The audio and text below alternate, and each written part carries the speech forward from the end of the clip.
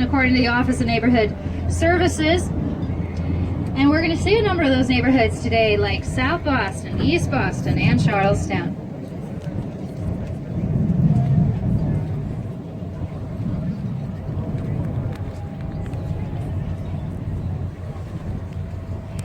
Now, the city of Boston's got lots of layers of history, and probably one of the best known, 76, because in that year we kicked the British soldiers out of Boston forever, and they never come back.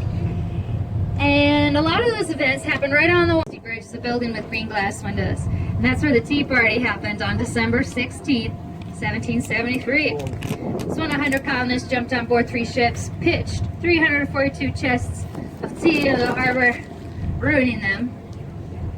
And it was an act of protest. They don't want to pay the taxes on the tea. And it's one of the major events that ultimately pushed things forward towards the Revolutionary War.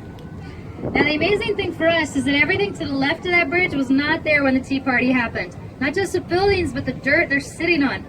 And that's because during the Tea Party, that was actually South Bay and was an open body of water, which has only been filled in the last 150 years. Today, this is South Boston.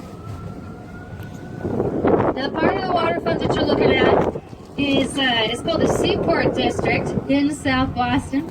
And you'll see there's a lot of construction going on over here, a lot of residential space.